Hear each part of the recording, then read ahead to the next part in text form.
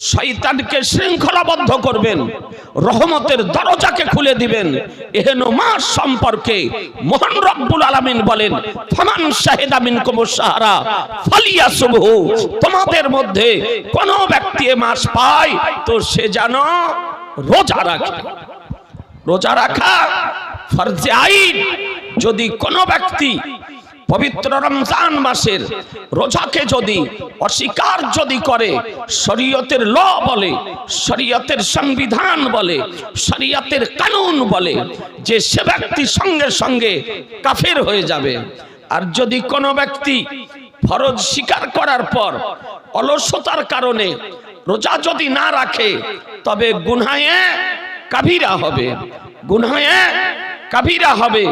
আজিজানে মোহতারাম, আপনাদেরকে বলতে চাই যে আজকে পবিত্র রমজান মাস যখন আরম্ভ হয়, ধর্মপরায়ণ যারা ব্যক্তি, ধর্মভীরু যারা ব্যক্তি, তারা আনন্দিত হয়, তারা খুশি প্রকাশ করে, তারা আনন্দ উদযাপন করে।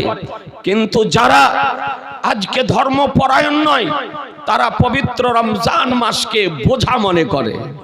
জি, তারা বোঝা মনে করে, তারা মনে করে যে মাস আসলো, কবে মাস শেষ হবে। কিন্তু বেরাদার, যেই দিনে মাস শেষ হয়, আপনারা সকলেই জানেন যে যেই দিন আল বিদার জুমার নামাজ পড়ার জন্য আমরা খোদার ঘর মসজিদে উপস্থিত হই, যখন মসজিদের ইমাম মিম্বারের উপরে দাঁড়িয়ে আল বিদা খুতবা যখন আরম্ভ করেন, বহু ধর্মপরায়ণ ব্যক্তির হৃদয় বিগলিত হয়ে অশ্রু দিয়ে, চক্ষু দিয়ে অশ্রু প্রবাহিত হয়। মুসলমান, আপনাদেরকে বলতে চাই, আজকে বহু মানুষ অসুখের বাহানা করে, গ্যাসের বাহানা করে পবিত্র রমজান মাসের রোজা পালন করে না। আল্লাহর নবী কি বলেন? মহানবী বলেন, সুমু লে তাসাহু, তোমরা রোজা রাখো, সুস্থ থাকবে। কিন্তু মানুষের ধারণা যে রোজা রাখলে অসুখ হবে, কষ্ট হবে। কিন্তু আমার দয়ার নবী বলেন, মায়ার নবী বলেন, রহমতের নবী বলেন যে তোমরা রোজা রাখো, সুস্থ থাকবে।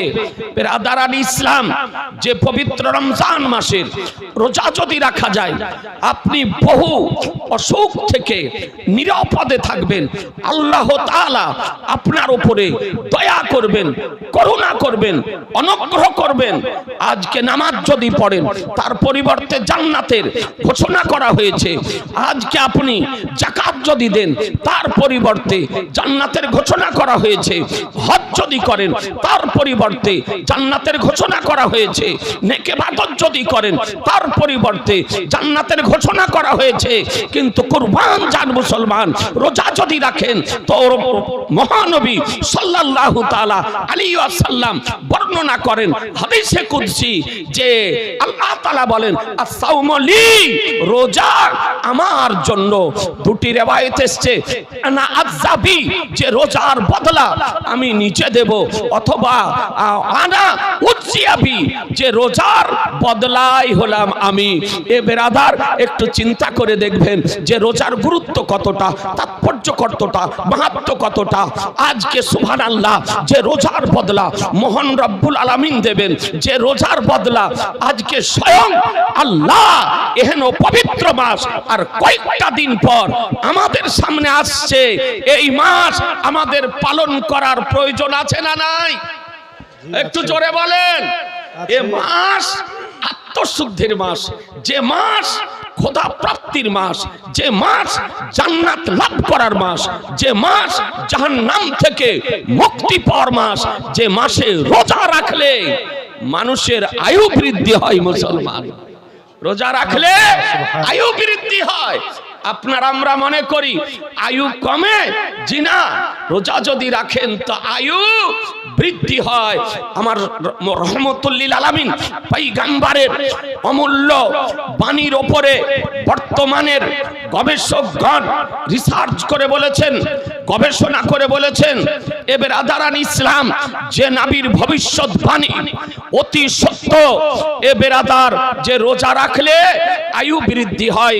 একজন বৈজ্ঞানিক, একজন বিশেষ চিকিৎসক একটি ইঁদুরকে নিয়ে পরীক্ষা নিরীক্ষা করে দেখেছেন যে হ্যাঁ সত্যি রোজা রাখলে আয়ু বৃদ্ধি হয়।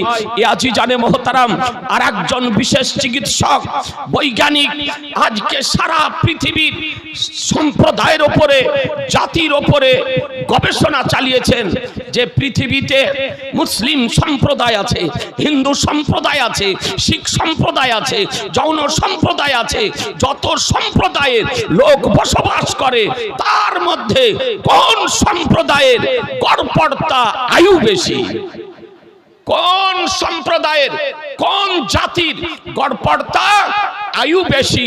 ইয়াচি জানে মোহতারাম, দীর্ঘদিন আমার মহানবীর আজকে বাণীর ওপরে গবেষণা চালিয়ে তারা বলেছেন যে পৃথিবীতে মুসলিম জাতির গড়পড়তা আয়ু হলো বেশি। नारे तकबीर, नारे रिसालत, नारे हैदरी, मुनासिर अहले सुन्नत अल्लामा मुफ्ती जुबैर हुसैन साहेब किबला, नारे तकबीर, नारे रिसालत।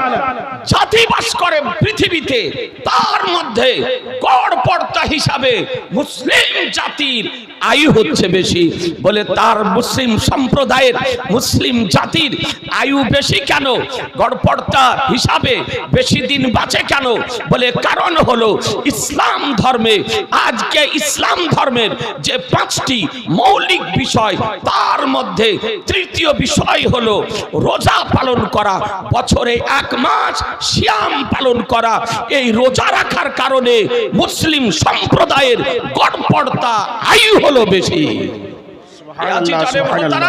আপনাদেরকে বলতে চাই, এ নবীর একটি প্রদানকৃত বিধানের মধ্যে এত বড় গুরুত্বপূর্ণ রহস্য লুকায়িত আছে। আপনারা কি জানেন এ বেরাদার, যে আমার নবীর একটি সুন্নাতের মধ্যে, নবীর একটি যে সুন্নাত পালন করা আপনাদের আমাদের জন্য বিশেষ প্রয়োজন, সেই মুস্তাহাব, সেই সুন্নাতের মধ্যে কত গুরুত্বপূর্ণ রহস্য লুকায়িত আছে আপনারা আমরা জানি না। যদি আজকে জানতাম তবে নামাজ ত্যাগ করতাম না, যদি জানতাম তবে রোজা ত্যাগ করতাম না।